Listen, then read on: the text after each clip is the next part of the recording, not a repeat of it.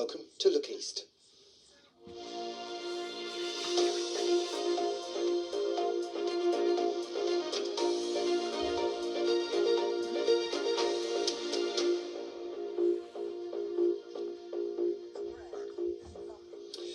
First tonight, a man has died after being shot by armed police in Bedford. Officers were called after vehicles were damaged on Aylesbury Road last night. They found a man in his 40s had barricaded himself inside a property. No one else was inside the house at the time, as Janine Mitchum reports. It was almost exactly 24 hours ago now that police first arrived here at Aylesbury Road in Bedford. It's near to Priory Park in the town. When they arrived, they say they found a man in his 40s had barricaded himself into one of the properties here and was making threats. They brought in other emergency services and negotiators, and they say they spent several hours trying to bring this situation to a safe resolution. But at 9:30 this morning, police say that the man presented a weapon before police fired. The man was pronounced dead at around 10:30 this morning. Now, we have heard from someone who lives in this road who say they were concerned about the man involved for some time. He'd been struggling, they said, after the death of his father. The police have referred themselves to the IOPC, that's the Independent Office of Police Conduct. As is usual in cases like this, an investigation has now begun on their part to find out whether everything was done as it should have been done in terms of the police's involvement in this case. But the barriers and the cordon and this investigation will continue for some time. Janine Machin, BBC Look East in Bedford. A man's been cleared of trying to kill 3 children by deliberately crashing his car into oncoming traffic in Norfolk. Tancredo Bankhart's vehicle hit 2 other cars on the A146 between Hales and Loddon last September. The 41-year-old from Great Yarmouth was found guilty of 3 counts of causing serious injury by dangerous driving and another charge of dangerous driving. We as a family really feel sorry for what happened, and we feel sorry for the victims. Everyone is involved.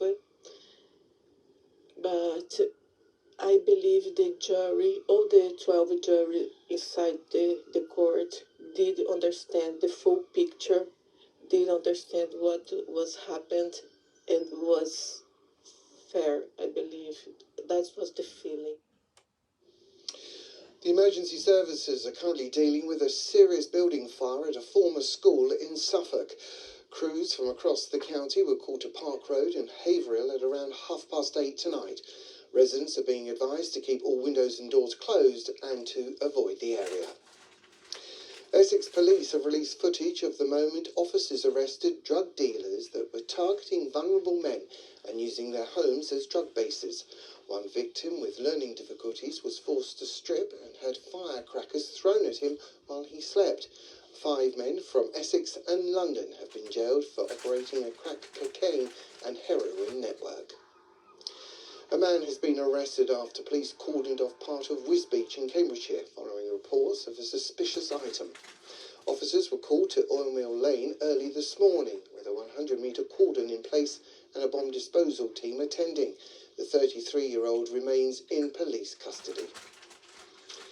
Now, a group of students who set up their own woodwork company in 5 months are now making a 65% profit margin. Their aim, apart from making money of course, was to reuse waste timber and reduce pollution at the same time. They've been so successful that they're now in the running for the Regional Young Enterprise Awards. Richard Daniel reports. In the DT workshop at Thomas Mills High School in Suffolk, the directors of Orwood are hard at work. Just months old, the company makes top-quality wooden chopping boards. It's run by 8 students in the lower sixth form. We wanted to address the mass deforestation in Suffolk recently, so we really wanted to reuse wood that would usually be wasted. Alongside this, we wanted to be affordable, especially during these hard times. We wanted to make sure all incomes can access these. They source offcuts of oak and ash from a local sawmill. We have to get it all sanded to the same level, so no splinters or anything go into the food when you're chopping food up. So, and then they're also all resin filled with food safe resin, so there's no holes for any food to disappear, don't get mouldy and then go off and ruin the board. Plastic chopping boards can release microplastics into your food. Ours are 100% natural. Using social media, they sold out last Christmas in a single morning. Market research has been key, as has branding. They've already scooped 2 prizes in the county finals of the Young Enterprise Awards. Now they've reached the regional finals. I'm over the moon, actually. I think the whole team has worked really hard, and I think we really deserve to be there. Today they were brushing up their presentation for tomorrow's finals at the University of Hertfordshire, where they're up against 9 other teams of young entrepreneurs. Win or lose, they've already made a mark, proving they've a head for business skills that could take them far. Richard Daniel, BBC Look East. Watch out, Dragon's Den. We wish them best of luck. Here's Darren now with a look at the weather. Hello there, it's going to be getting cooler again, and there will be more showers around over the next few days. At the moment things are fairly quiet and dry, but later on in the night the showers that are in the north already will come sweeping our way. At least it's not going to be quite as cold overnight. This time it should be frost-free, minimums around 3 or 4 degrees. Heading into tomorrow, there'll be a little sunshine at times, but you can see the extent of these showers coming and going through the day. And heading into the afternoon, those showers could turn heavy with some hail and thunder. Gusty winds around those showers as well, all making it feel quite a bit chillier down today. So maximum temperatures 13, we could be pushing 14 degrees. Not much better than that, really. On Thursday, more showers to come. Friday, Saturday sees fewer showers. And then into next week, it gets a bit warmer. We look forward to that. That's it for now. There's more news on the local pages of the BBC News website. We're back with breakfast bulletins just before 6:30. Until then, good night.